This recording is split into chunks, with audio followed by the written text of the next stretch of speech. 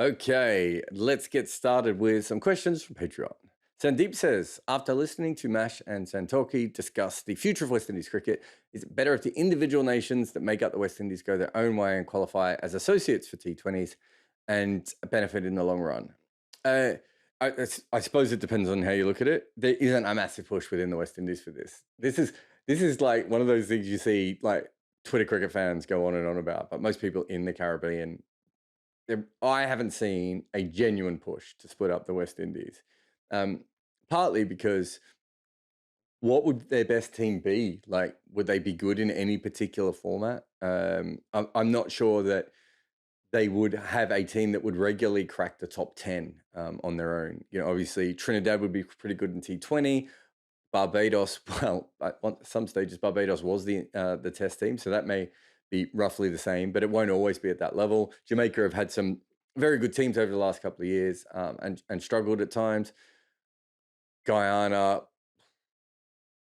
probably on the back end of the associate teams at best. Again, I'm not sure what the benefit would be. They would have less money. We would see their best players less in the mainstream. I don't see what their positive spin on it is. You hear this all the time. I find it really weird. Like people say things along the lines of, "Oh, you know, we shouldn't have a team made up of all these multiple islands put together." Called the England and Wales Cricket Board. Um, we may call it the ECB, but kind of in the name. And when you look at Ireland, of course, as well, it's Republic of Ireland and Northern Ireland playing in that playing as a cricket team. They do the same in rugby as well. So I don't know. I don't have a problem with the West Indies going ahead. Look, I think they're going to have if they split up, they're going to have masses of problems. You're going to see smaller islands like Grenada and St Kitts and St Lucia. I really struggle. Like I wonder how cricket survives there outside of the way that it does in perhaps places like Bermuda. Maybe it actually helps. If that happened, it would help in some ways. It would beef up the associate cricket standards. I mean, they're already really good, but adding maybe 5 teams who would rank between the 10th best and the 20th best team in the world would actually, would mean that we would have more balance all the way through. And also be, for you've got proper cricket infrastructures in those places to begin with. So it's not like other associate teams that sometimes get good before they have proper structures around them to really help them. But yeah, it's mentioned a lot. I can't see how it's a huge advantage to cricket in that region if it happens. If we go down the route where international cricket is less and less important, which where we're going. From that perspective, I suppose you would say, well, they might as well play for their own countries. But they do play for their own countries, of course, just in regional competitions, not internationally. So I'm not sure. I'm not sure if it helps anything.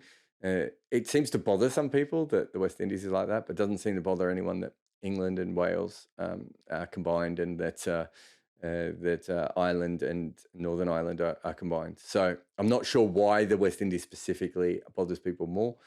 There's lots of quirks of international sport, and because I mean this is a lovely one because in some ways the Caribbean is such a diverse place and has so many different uh, parts of it, but they are sort of bound in a couple of key ways, and cricket is one of them. And it would be a shame if that ever fell apart. But if the islands themselves decide not to do it, then that's more than fine. I don't have any problem with that.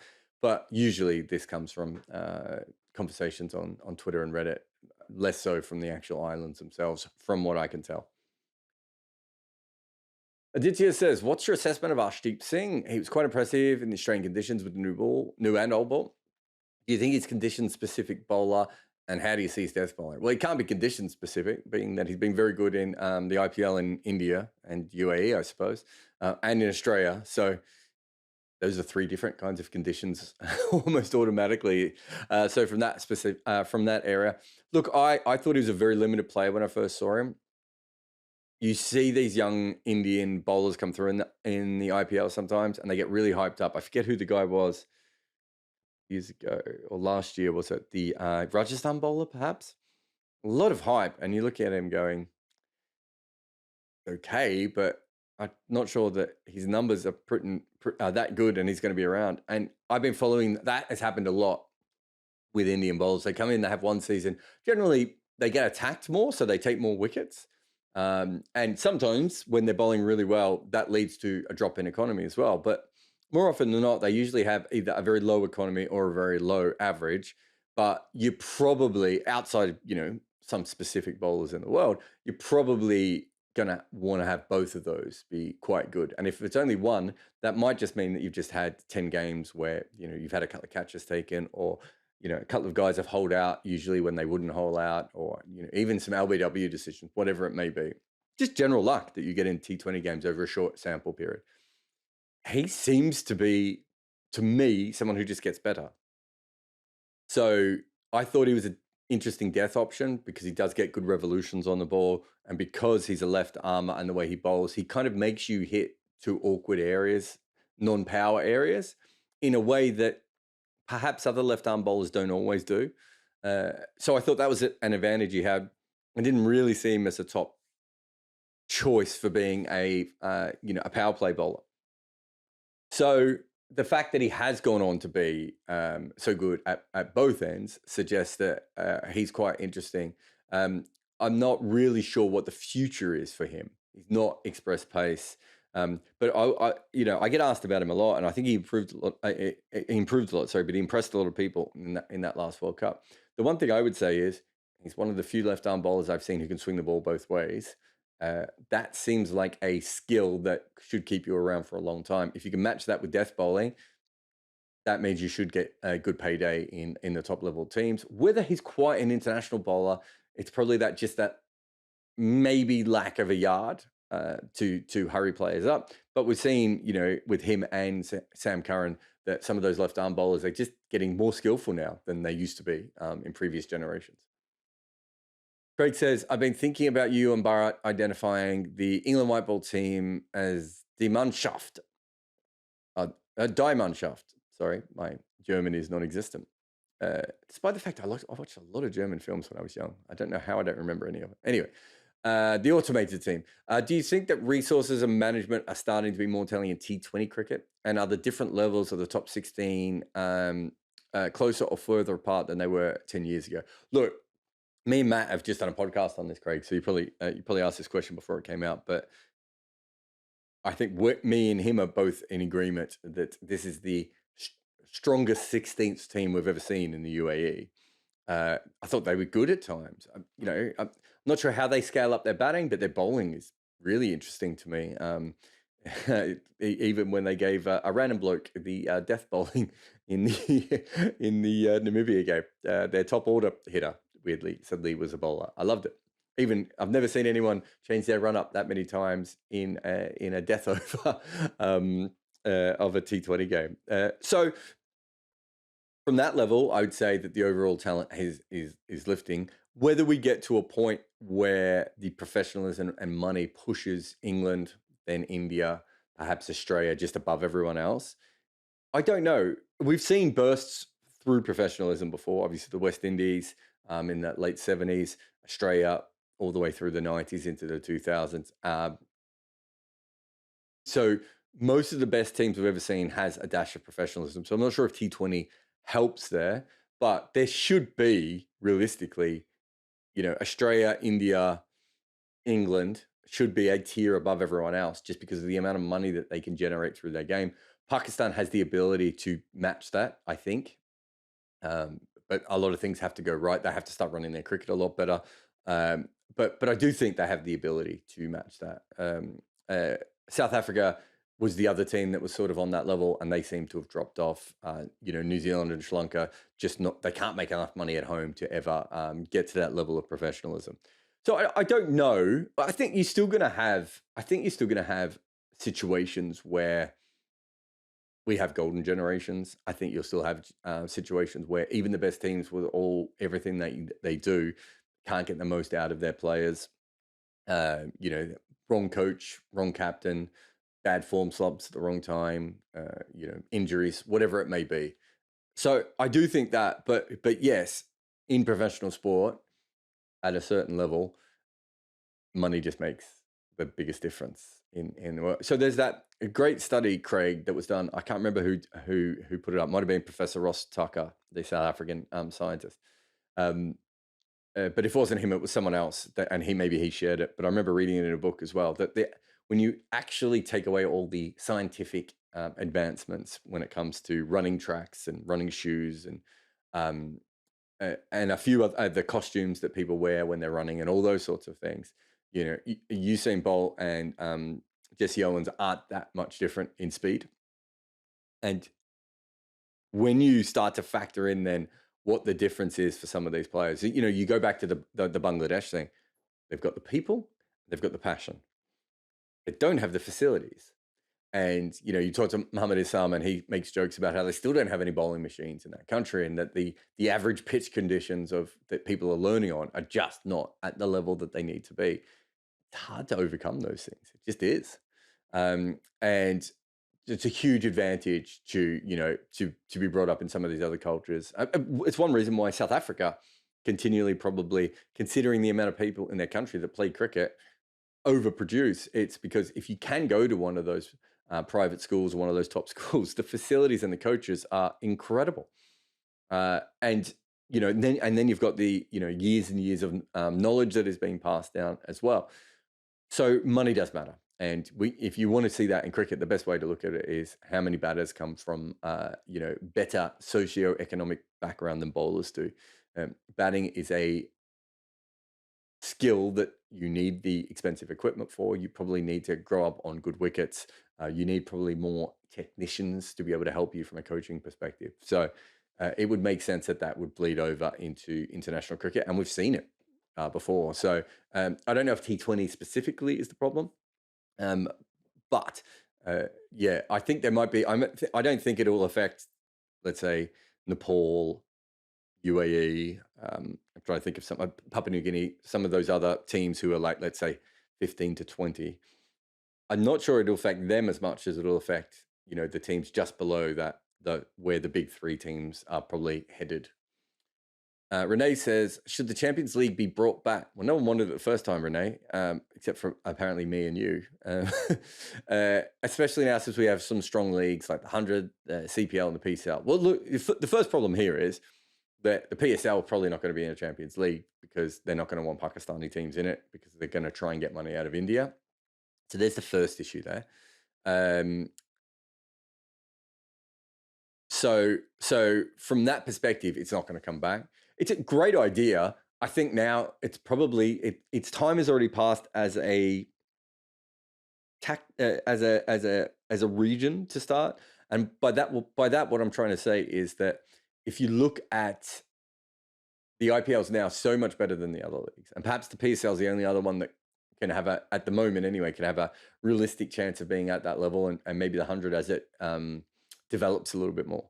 That it's almost like, what is the point? Also, was it Kyron Pollard and Cameron White and maybe Dirk Nannes? They all qualified for like 4 different teams. That's still going to happen, and of course you're going to go play for your IPL franchise. And then you've got the situation where IPL franchises might own 2 teams in it. I think it's a great idea, and I'd love to see it happen.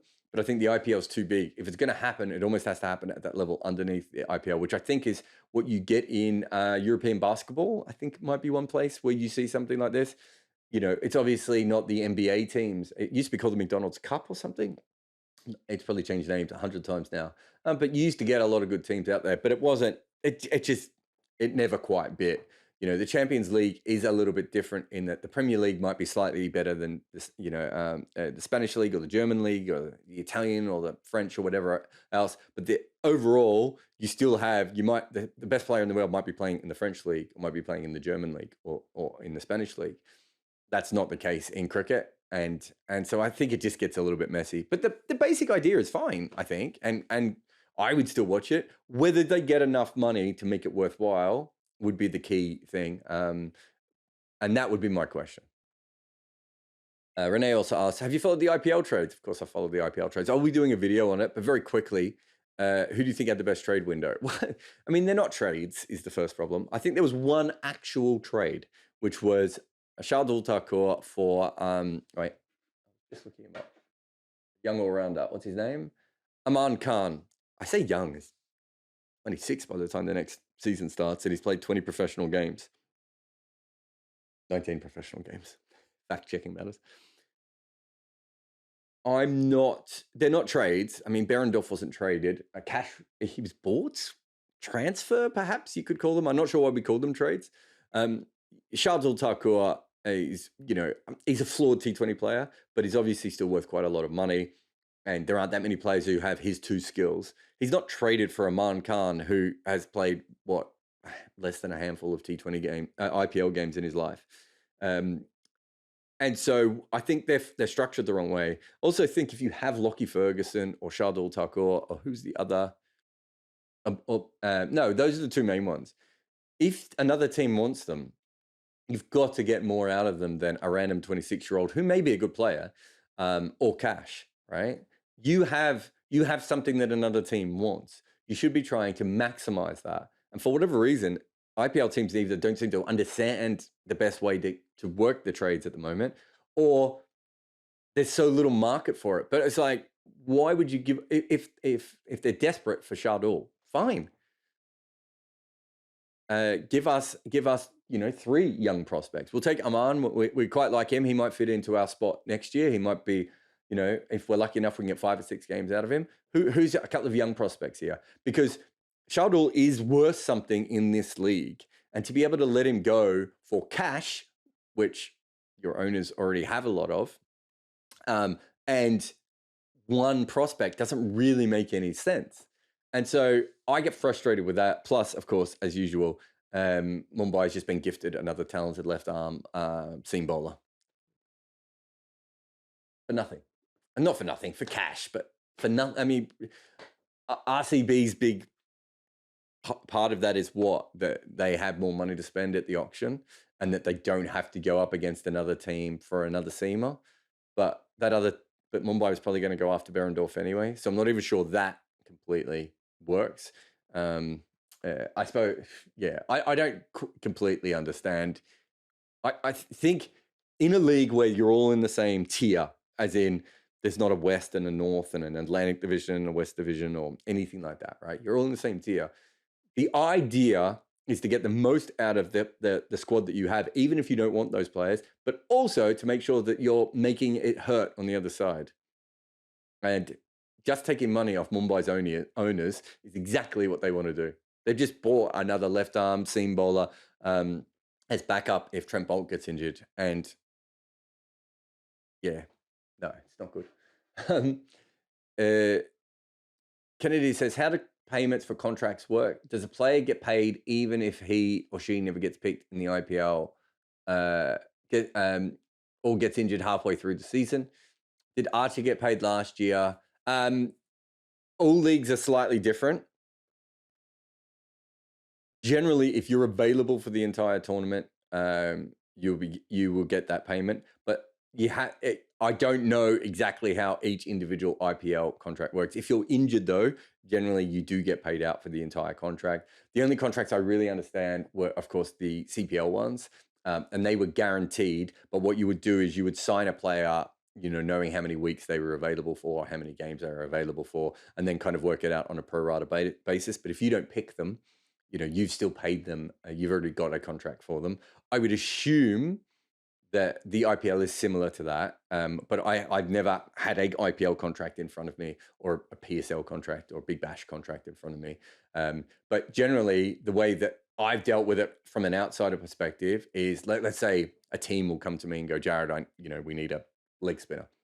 And I'll go off and give them 5 leg spinners, and I'll hook them up with a player. And they'll generally say, we have $40,000 to spend, or $20,000 to spend, or $5,000 to spend. And then they will get, they will have a look at my list, and they will go to the agents directly and say, we've got this much money. That is usually guaranteed either way. IPL, I'm not sure, because I've got a feeling there's some weird other parts of the IPL, but as far as I'm aware, generally most of the deals I hear of, either through agents or through teams directly, we're offering this person this amount of money for this time, and injury or no injury, they get paid.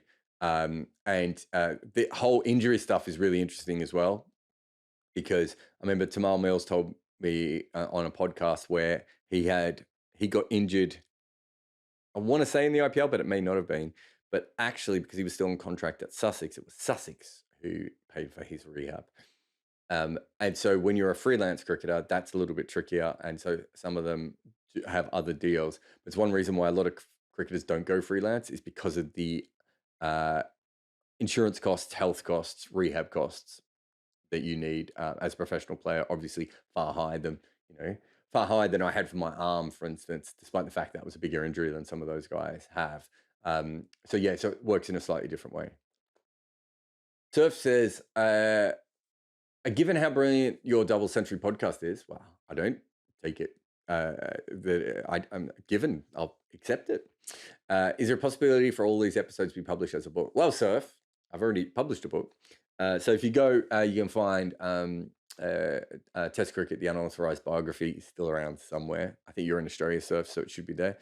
I think I tried to get the last season published, which was the history of the first time that teams had ever beaten England.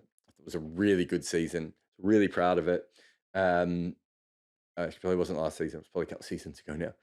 And couldn't get it done. I found it really hard recently to get cricket books published in the UK.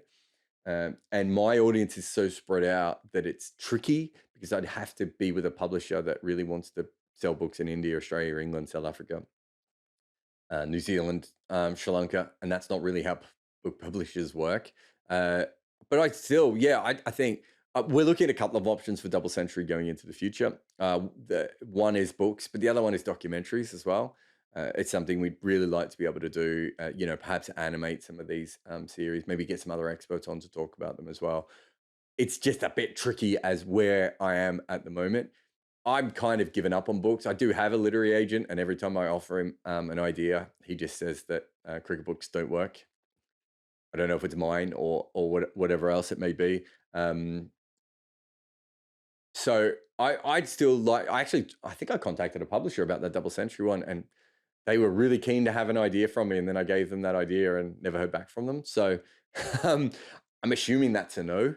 I didn't push it maybe as far as I should have. But I think I was writing them down at one stage. I mean, there are scripts, so there are bits that need to be changed, and also, I fix them in the edit sometimes. And I put a bunch of them up on my emailer, but especially now there's so many, I just don't have the time to be able to do that. But with all my content, I'd like it to be used in other ways. So I think going forward, we'd really like to be able to look at that sort of thing. It might even be a case going forward of starting my own publishing company or partnering with another publishing company to be able to go ahead. Because the kind of books that get written in cricket, I still think could be a lot better than they are. There's a fantastic book written on 1960-61 series. I can't remember which series it was, but the England's tour of the West Indies, which I had a podcast episode on. And I think that there's a lot of great topics out there like that, like the Bob Appleyard book, that should be covered a lot more so that we know more about the actual history of our game. And yet every year there's a new book on Yorkshire, several new books on Yorkshire cricket. So I do think there should be something else out there that's better than what we currently have. Ian says, can you see a positive coming from the West Indies World Cup debacle? Is this a chance for a complete reset? Yeah, I think that's the positive I would see.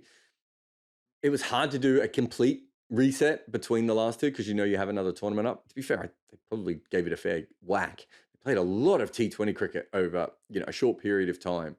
At the very least, their players are experienced, probably not experienced at being good. But I think it's quite interesting. I'm doing something on India, big project that'll come out soon on India. And India is really tough to reset just because they haven't been that bad. It's hard to, you can say, all the phase since 2014, but you look at all the records. They play a lot of good cricket. They genuinely pick their best players. You can argue over individual spots, but you can't look at that Indian team and be like, They left Andre Russell, Sunil Narine, and Shimron Hetmyer didn't want to play for them. Or Evan Lewis isn't available and then suddenly is available for the tournament. Like, India have their best players available. There might be a couple of players. You might say that maybe Bishnoi is better than Chahal, and Umar Malik maybe should have gone to Australia ahead of Harshal. Those sorts of these are like minute things. Whereas if you look back to 2015 for England, you're looking at it going, what are they doing? This isn't. They may never win another one-day game again. I think that was a much easier thing to reset, and the West Indies should be easier to reset from a similar perspective. I don't expect them to suddenly be a lot better though in a short period of time. Christopher says, because Australia has so much experience franchising sport, how do you think this will play into the...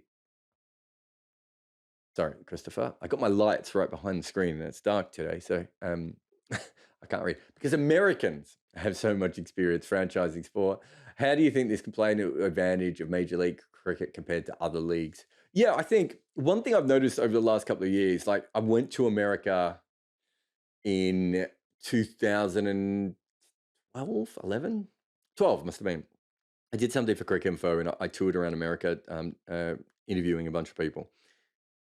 One thing I really realized is how quickly their fan bases would attach to new teams. I remember being in places like Portland and Seattle, and they had a real strong football, basis. And I've seen that again with WNBA and, other, I suppose New Orleans Pelicans and, all these sorts of things of new sports teams in America do seem to pick up better just because people kind of, you have a look at American sports, professional sports, and you have a look at college. Like college is still really big, and part of the reason is that you can't have a big team in like every city. So the big cities are going to have all the 4 or 5 different professional sporting teams, but a lot of the others aren't. And so there's a real probably desire for those Americans to go and still see something. And college sports obviously fills a hole in basketball occasionally, but mostly with American football. And so does minor league baseball, right? Having these smaller teams out there. And I think that from that perspective, I think Americans are just used to having a franchise suddenly pop up in locally, and that's your thing now, and get behind your Boise Bowlers. Probably won't work that one with it, but whatever it may be, your Springfield Sixers. So I think from that perspective, I think America has a slight advantage there, but also because of the minor league system that they've already gone with, I think that's just a much healthier way of building something up. Who the better players are instantly. There's a sense of professionalism. Minor league it's almost a really good combination of professionalism and amateurism from that point of view. So you've got a 26-year-old guy who I forget the name of one of the Seattle bowlers who bowls with a really weird bowling action.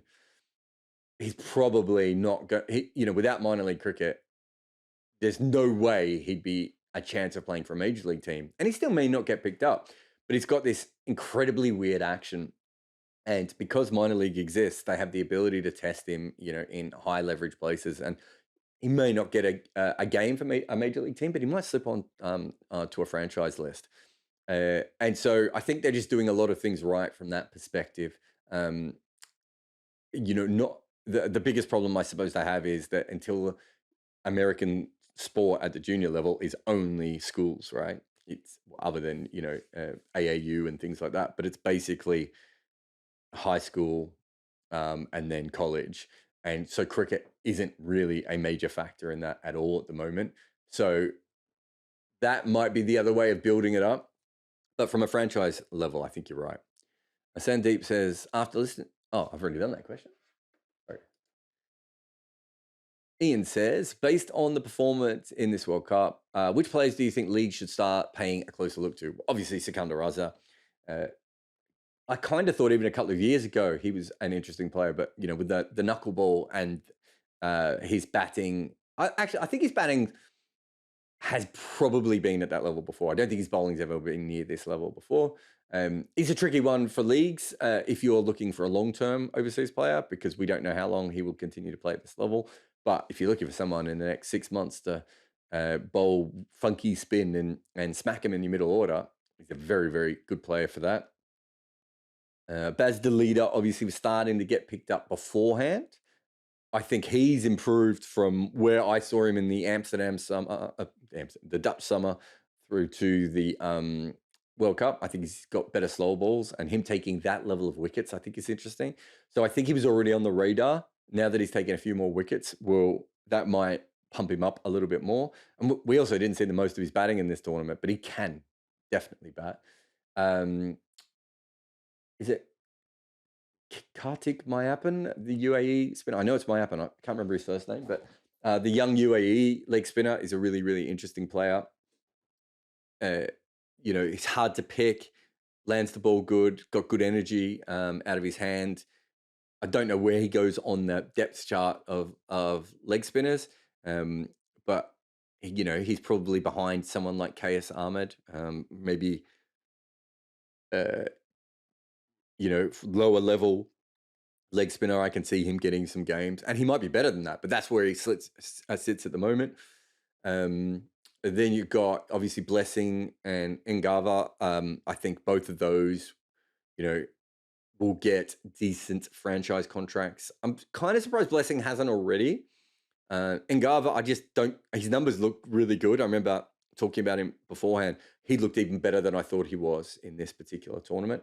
Being a left armer and the other bloke being 7 foot tall is quite handy. So those are the ones off the top of my head. Trying to think. I suppose Lytton Das might get some more opportunities based on that one innings, which is sometimes how these things work. Trying to think if there are any major players, major team players that I thought impressed me. I think everyone else was fairly well known from the major side of things. I suppose Mark Watt is the other one. He did it again in conditions that were not as suited to what he does. So I think it's actually a shame that Mark Watt didn't get the opportunity to bowl in Australia for the rest of that tournament, because I think if he'd continued to keep his figures quite low, which I think he would have, I think then people would have been like, oh, this isn't just the UAE. He's really good. I think I see him as a really interesting CPL prospect. I have heard concerns about his fielding before from teams when I've been trying to sell him. And his batting. If you're going to get a left arm finger spinner, you probably want them to be slight. Although I think he's quite quick in the field actually. But you probably, quite often you want maybe more advanced on that other level. But I certainly think he deserves a go. I kind of thought that last time as well. Will says, it always feels to me that the high stakes T20 international games are played with greater intensity than domestic competitions, including the IPL. Is there a way to objectively assess the quality of a match competition? No, not really. I don't know if I agree with that. Roelof van der Merwe is a South African who plays for the Dutch team. He's obviously very invested in the Dutch, but he doesn't play a lot of games for them. Look at how fired up he was when he took that catch. I've seen him be that fired up when he's taking catches for South Africa. I've seen him being that fired up when he takes his catches for Somerset. I don't think there's a greater intensity. There is something in the franchise leagues, not so much the IPL, although maybe towards the end of the IPL, but if your team's not going to make the finals, those games drop off incredibly because players don't get a bonus unless they make the finals and win. And so I've had players say to me before, I'm here to win this, but 2 weeks in, if we're 0-5, I will be checking out. And they do. And that's fair enough. So I think you get that. But I think once you get to the finals and they're playing for the bonus checks, they're competitive. Almost 90% of cricketers are just incredibly competitive at everything they do. I'm not saying they don't get up for certain events, but yeah, it's not something that I have noticed when working with them for sure. Will says you've talked about the use of hybrid pitches. Dumb question. How does their use affect the variability of grounds across the world? I think most fans would consider that one of the best things about cricket. Well, hybrid pitches are hybrid, so you can't make the pitch in Georgetown into the Wacker by making it a hybrid because you're still using fundamentally the grass, the soil, and the local conditions. So they still have that element to them. um, I, as far as I know, you might be able to get like a pitch in Dubai to bounce more, or a pitch in Western Australia to spin ball with a hybrid pitch. But I don't think we're even there with that technology at the moment. But what we're really talking about, Will, though, is not using them for a test match, or probably or for any red ball cricket. It's probably more for white ball cricket. And if we're being really honest, I think that eventually T20 cricket and maybe even one day cricket will end up on hybrids, and then eventually synthetic surfaces. So the bit that you like may not happen anyway, just because they want to use the pitches in the middle of the ground, and pitches don't do what they want, and they want more runs and they want more sixes. And synthetic wickets and hybrid wickets are probably can be engineered to allow for that to happen. So from that perspective, I'm not sure, but with a hybrid, there's only so much you can do because you're still using the pitch. What a hybrid really does is it sort of sews the wicket together, so it can be reused more often, as much as anything. The problem at the moment is, according to the players, the ball reacts very differently if it lands just on the string of the hybrid compared to just on the pitch. And we don't know if there's a way to make that more regular, which means that they're a bit too paced, which means instead of giving us more runs, they might actually give us, weird sort of uglier cricket. And so that seems to be the problem at the moment. That was Will Cooling. This is Will, who says, where would you bat Buttler in ODIs? With Morgan and Stokes gone, he could move up or should be kept lower down. Hmm. It's a good question, actually. I'm not sure I can answer it off the top of my head. I really like him from that 30 to 50 over period because the ball he can't be worked over in any particular way. He doesn't. I think with Butler, you have to give him a really strong equation, and I wonder if he bats at or if he comes in, at the 10th over mark or the 15th over mark or the 20th over mark, whether he has that. And I think it's something that he's talked about. It's certainly something you can see in his red ball record, that he kind of needs that equation a little bit more. And that when you're batting really in that early part of one day is the equation is taken away from you a little bit, because you've got so long to bat. And some players manufacture it.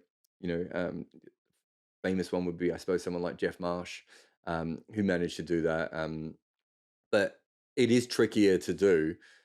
I like him batting from overs 30 to 50, and you've got Brook to come through, who I think probably could bat at number 4. They could use Milan in the short term if they felt the need. I would have thought there as well. I'm trying to think if there's anyone else I'm forgetting about that's coming through. So I'm not sure they need Butler particularly in that role. I mean, if you're asking me what I would do, my first question would just be to ask him what he wants. Um, he's your best player, and if he says, "Do you know what? I think I can manage this." When I was at St Lucia, that was kind of what we did with Karen Pollard. Like we had sort of a bunch of strong sort of hitters, around 5, 6, 7. Anyway, we were like, what we think you would be best at is batting at number 4, but we're not going to tell you about number 4. That's not where you've made your money. Would you be interested in it? And he was, and I think did he make his first 100 or his second 100? It was incredible at St Lucia, and it worked very well for him. But not always. He's moved himself back, and at times as well. But I think with those sorts of players, you just say to them, "Look, this is the position." I don't think it's not like Joe Root or Steve Smith or some of the other times when players have had to move positions where we don't have a choice. We have to fill this hole. I think England can fill that hole without Butler moving. But if Butler wants to do it, perhaps it's better, to be able to do that. I don't think you could replace Butler in that other position as easy as you could replace Butler in the 4-5 position.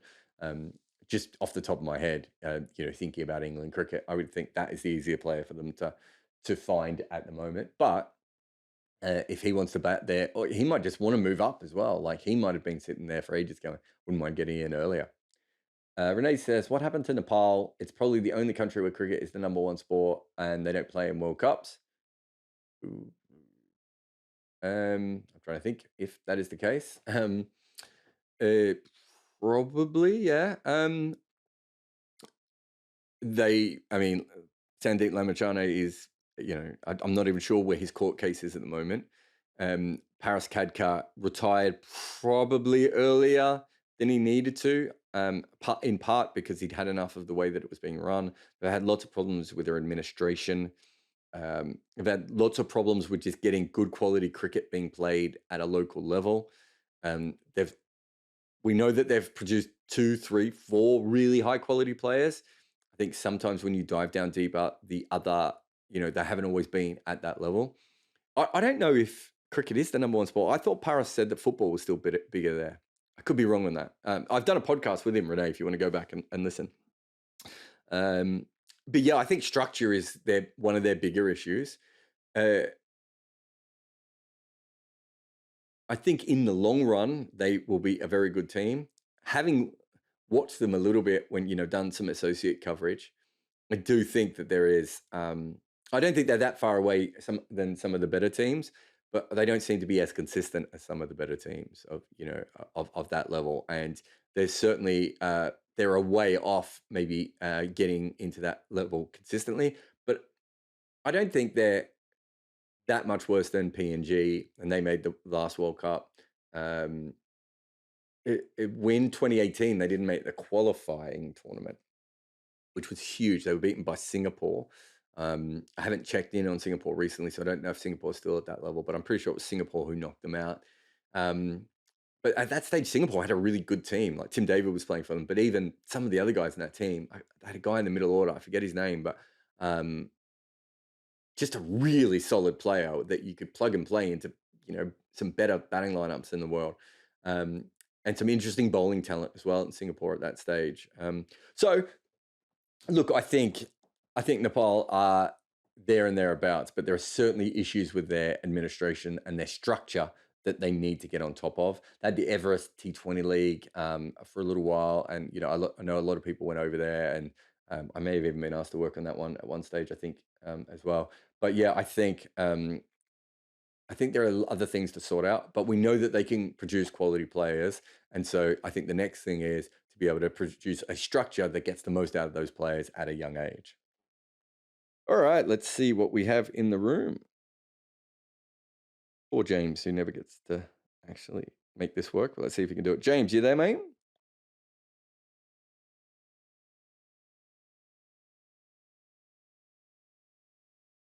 Oh, just never works for him, does it?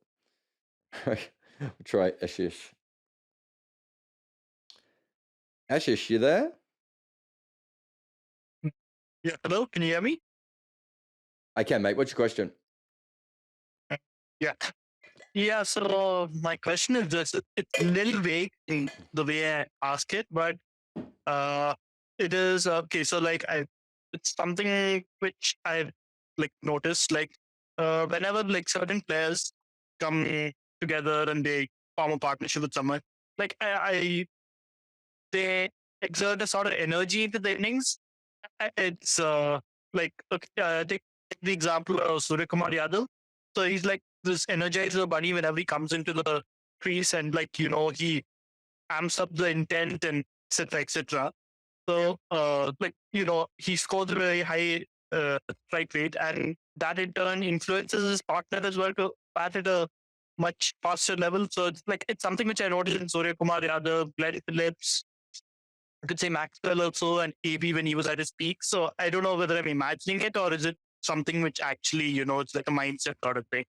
I think you're imagining it. Okay. I've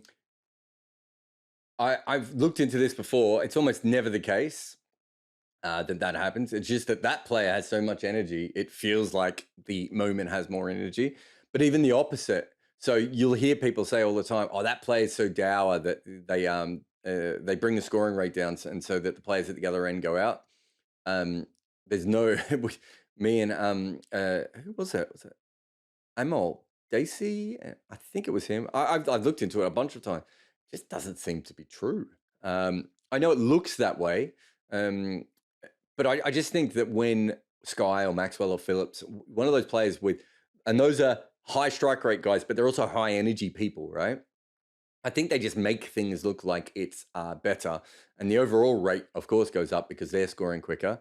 But I've never seen any evidence that a player affects the strike rate of the other player. In fact, kind of the opposite in T20 specifically, because what ends up happening. So I remember RCB had an issue with Virat when he was batting with De Villiers.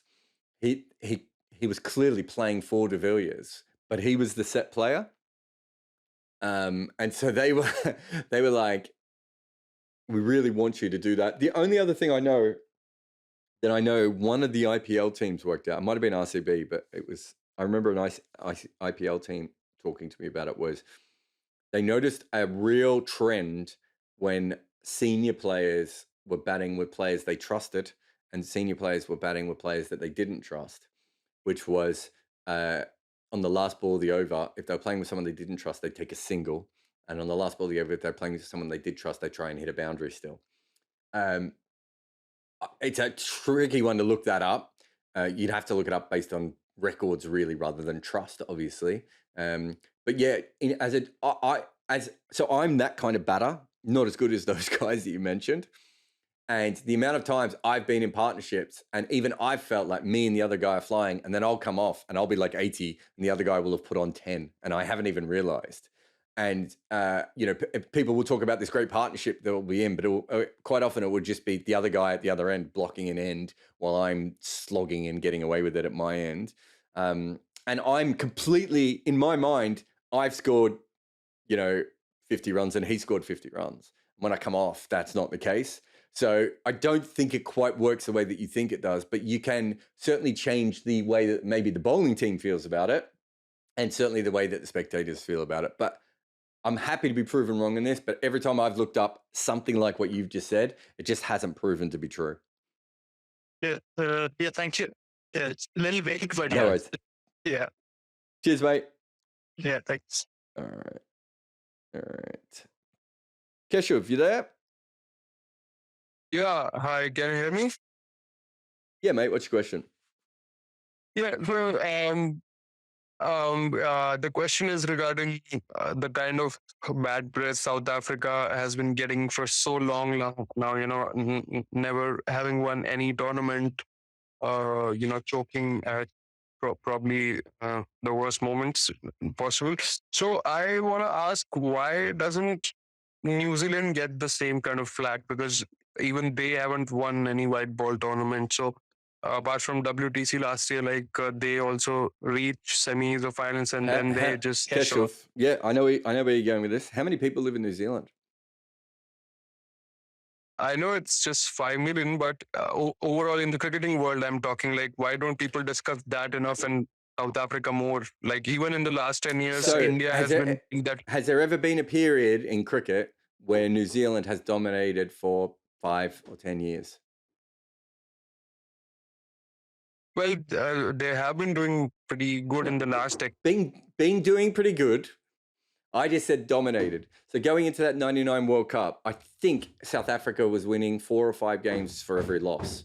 Yeah, so there's a huge, huge difference between having the best win-loss record, having a better win-loss record than England did going into the last World Cup, and losing a World Cup, and being New Zealand and coming in with a 50-50 ratio, getting your way into the semi-finals or the finals and coming up short. You cannot compare those two situations. It's a ludicrous suggestion to pretend that those are the same things. No, South Africa were the best test team in the world for what? 4, 5, 6 years, 7 years, right? New Zealand were just number one for the first time ever a couple of years ago. And even then you could argue India and Australia were probably still a little bit stronger overall, as good as New Zealand had been. If you're looking at the individual teams, you might still say that they weren't the best team. Are we really comparing that to Jacques Kallis? To AB de Villiers? What do we be? You've got to be, it's all about what you have done in between. You're talking about most of these tournaments, New Zealand come into them with an average record. That's why we don't care when they fail, because they've already overperformed what we thought they were going to do. That's completely different than a team who is absolutely I would say, if you go back, especially one-day cricket, T20 cricket's a little bit different with South Africa. If you look at one-day cricket, the amount of times that South Africa have gone into a one-day World Cup with the best record in that previous year is remarkable, right? New Zealand has never done that. That's why we don't compare them the same way. Yeah, I mean, I was just trying to find a Plus reason. the Like, I people. also thought, is it because New Zealand punches above their weight already by reaching semis, or is that why we never? It's just that New Zealand isn't the number one-day side for 3 years coming into a World Cup only to lose it. It's just as simple as that. Like, you know, I saw someone the other day say New Zealand are chokers, but what are they choking from, right? Because when you use the term choking, right, if you're talking about India, right, since 2014, you're talking about South Africa through their entire history, right? You're talking about choking from a position of power, right? You're not talking about a team who is very good in tournament play, who is there and thereabouts, and maybe not quite good enough to win, but then again, not that far away, right? South Africa, look at that record before the 99 World Cup. It will blow your mind how good they were. Like, they were so much better than Australia going into that World Cup. It's not even a comparison. Just absolutely blitzing through teams in a way that I think it's still the best win-loss record I've ever found, and between World Cups, right? To go from that to losing 2 games that they were in front of against Australia, you know, or tying 1 game, I suppose, against Australia. Just, that's why. That's the difference, and it keeps happening. Okay, yeah, I get that. And can I ask one more? Mhm. Just a quick one on Adil Rashid. Like, why do you think he gets a little underrated in IPL auction? Like, he got a couple of gigs, but never got a fair go. I mean, he also can bat handy, like, Asaranga or Rashid down the order. And now with the performance against India in semi and the final, do you think the next auction they'll take him up seriously? So he can't bat the same way that Rashid Khan and Hasaranga can. Like, he doesn't have their power, right? So he's a different kind of batter. You're not wrong. He can bat. You know, he's got 10 first-class hundreds. And he could. I actually think, I don't know why teams never used him when he was younger as a power play batter more, because I thought he would have been like a pinch hitter. I thought he would have been good at that. Chipping over the infield is kind of what he does quite well. He's quite slow as a leg spinner. And I think that there's a feeling in India that he might be too slow for Indian conditions. Also, it's really hard to be a leg spinner and sort of to be a spinner and push through into the IPL, right? So because the teams look at it and they're like, okay, Rashid might be better, but we're going to have to pay him 6 crore to get him in this league. And we can get a kid who's an Indian player who's maybe not that much worse for no money, right? And he might even end up being better, and maybe he can bat, and maybe he can feel better than Rashid, or whatever that may be. So it's not that Adil Rashid is the only spinner. I mean, I was there with RCB where I was just like, Moeen Khan, would he have been a good IPL player? He might have been, actually. He had a very good year in 99 World Cup. Incredible strike rate. Anyway, that's for another time. Moeen Ali, like trying to push Moeen Ali into... and the pushback I got on Moeen Ali, and I was like, look, guys, I'm not being a dick here. This guy might be in the 20 best overseas talents, without any doubt, and should be a starter for an IPL team tomorrow. And you're worried that you may not even want him. So it's a big part of that. And then generally, even like Zampa's probably a better bowler now than when he played. Imran Tahir was on the bench when he could have still played. KS forward. I'm trying to think of some of the other guys out there that are good players that haven't made it. Spinners are tough, right? Michael Beer would have been a really good IPL bowler, but I'm not, because he's a different kind of spinner than what you get in India. But I'm not sure it was worth it unless you have a really deep bench. So unless you're sure you're going to play them, Hasaranga and Tareq Shamsi probably got picked. Well, Tareq Shamsi's still not, a dead set IPL player, is he? And Hasaranga, I reckon, was 2 years after I would have picked him for the IPL. So there's still a problem with that. I think Adil Rashid being English is, an English leg spinner, specialist leg spinner, is probably part of the problem, if we're being honest as well. And we saw a lot of English players get undervalued and still get undervalued when it comes to the IPL compared to South African, Australian players. That's why I asked specifically, like, would his knockout performance in this World Cup and even last World Cup in UAE, would these two World Cup performances help him in this auction in December? Maybe if a team needs a leg spinner, but do you think there's anything that we've learned about Adil Rashid that we didn't know before? I mean, I just thought that, performing against India always helps before an auction, so I that know might that, come but do you know what I mean? He's been really good for a long time. Like, you might be right. This might just get him a deal, pardon the pun, at this time. But realistically, there should be no scout, general manager, coach. There should be no scout, general manager, or coach who doesn't know how good Adil Rashid is. And if they're picking him because he's played a good game against India in a semi-final, then I mean, they shouldn't really be in their position. Thanks for your question, mate, or questions. I think that's everyone because James couldn't get through. Oren says, I was watching a FIFA documentary on how corrupt the World Cup awarding system is, then noticed that India have ICC events. Yeah, so cricket is hilarious because we don't even have an open system to corrupt. It's literally, they don't even tender. It's the whole thing is behind closed doors. Basically, you go to a meeting, you say you want a tournament, they fight about it. So there was that period where only India, Australia, and England weren't scheduled to have any events. Absolute nuts. That's when people go on and on about things like India gets close decisions at the end and there's 2 balls and that's against the Asian teams and they're using reused pitches and that's against the Western teams. I'm like, there's actual open corruption in cricket. What you're talking about is cricket's ineptness, right? There's actual open corruption. And yeah, it's ridiculous the way that these tournaments are announced and done. And we don't even get to see what they're promising or anything like that. And yeah, it's really disappointing. James says, to host the FIFA World Cup in Qatar is being considered corrupt, but more importantly, unethical. What is the closest cricket equivalent of the ICC doing something unethical? Well, they gave Afghanistan the right not to play with the women's team when they made everyone else play with the women's team. I suppose that was a pretty bad one. Unethical. I mean, they just changed the rules on their World Cups. Look at what happened to the Thailand women's team. Look at what's happened to associates at times who were trying to qualify for things. Yeah, I mean, it's unethical in a different way than Qatar. I suppose it depends on what you mean. If you mean sporting unethical or if you mean society unethical. Oren also says, any thoughts on Jay Shah being the head of finance at the ICC, given he's also high up in the BCCI? That's mostly what happens. The most powerful person gets those jobs. That's he would obviously want to be there, and yeah, it's not the way that the sport should run. But I could go through a long list of the ways that cricket shouldn't run.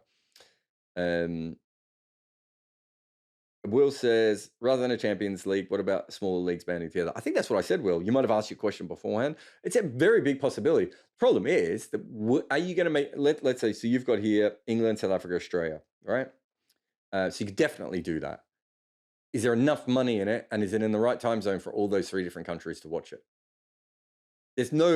I've said for ages, you don't need a big bash and a super smash and Mzansi or whatever it was called league. You don't need all those. It would actually be much better if they piled them together. And there would have been a stronger league, would have been more quality. They could have sold it overseas even better.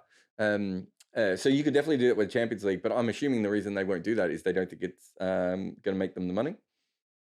And Will says, have you thought about self-publishing ebooks? Yeah, I've done 2 books as an ebook, I think, before. I did there's a story called The Lily of Camberfield, which you'll find on Amazon. which actually, to be fair, was sold, and then the publisher pulled out, and I was like, well, I really want this out there. I used to flog it off more. I haven't been very good at flogging off my old stuff recently, so I probably haven't done that. But sometimes I put it up as a link in Substack, but I usually forget. But yeah, look, I've done that, and then my first book was an ebook as well. The problem is, I think it's a really good if it's your main income, and you've got a really good book, and you're really dedicated to pushing it. I think it's a great idea. I have found that it takes so much effort when you have an ebook to be able to recoup your money. Um, so I suppose the Lily of Camberfield's, I don't know, 20, 25, 30,000 words long. And you know, there's a lot of effort that went into it. I would say, I can't remember how much I made from it, but I'd say it probably would get me what I would get for 3 features, decently paid features. Um, and it took a lot more work than that. And I could have sold it better. I was on the BBC with it. You know, I did a couple of things, but I didn't really push it as much as I should. And because I didn't have the time, because I was working in other things. And I think that's the thing with the self-publishing that I've always felt hard. It's like, you know, and also, you know, Patreon, buy me a pony. You should buy me a pony. Spider Bait song. You know, Patreon, buy me a coffee, all those sorts of different, you know, the Substack, you know, I just feel like I'm asking my fans to pay for things over and over again. And I know a lot of you will, but I'd rather some publisher reach in their pocket, because I know I can sell books, because I've sold good copies of books before. So I don't think there's any reason why I can't do that. And you know, I'm probably at a bigger chance of selling books now, because I can flog them on my podcast, and I can flog them on my YouTube, and I can flog them in my Substack in a way that I never had access to that when I was at Cricinfo. So I'm probably in a better position now to be able to do that than I ever have been before. But yes, I have thought about that, and I might still do it in the future. But then I've got to get subs. Then I've got to get designers. All those sorts of things you still need. And it is a hassle, and it's only worth doing if I'm going to make money off it.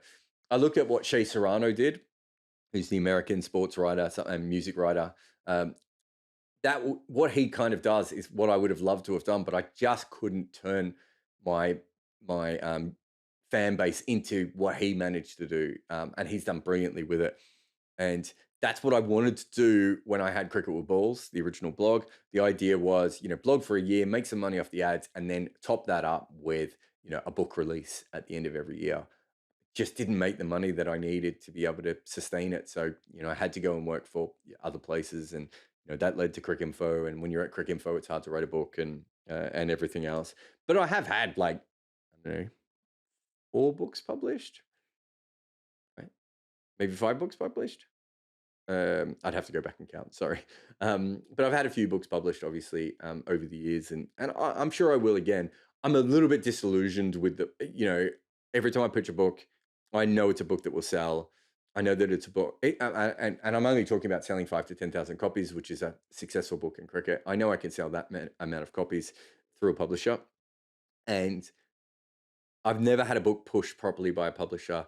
I've never had the sort of backing I want from a publisher. I had to fight tooth and nail for the Test cricket book, and they still gave me a shit cover. So I'm a little disillusioned with the book industry, especially in the UK, but everywhere really. One of my books was published in Australia as well, but I just don't think I quite fit into that pattern. So that's part of the reason why I don't do it. Anyway, there we go. I think I answered everything that we had today. Big thanks to everyone. If you haven't listened to any 99.94 podcasts, there has been some rippers of recent times, especially with the World Cup finishing. You know, I think Sandeep mentioned the Mash and Santoki one. One was brilliant. There's a couple of really good England ones, some really good Indian ones. The South African ones were spectacular. And one of the Sri Lankan ones, the one on Tikshana, is really incredible as well. It's exactly what I wanted it to be. Remember, even if we don't have your team at the moment, the more you support us, the more we can, you know, the quicker we can get to having as many podcasts as possible. And if you haven't seen it, I did a really good video that didn't get a lot of hits. I think after the World Cup, everyone sort of tuned out. But I was really proud of it. It's about England and one-day cricket. and how they went from where they were to where they are now. I think it's really worth checking out. Anyway, that's it for me. I will see you again next week. And thank you all again for your support. See you then.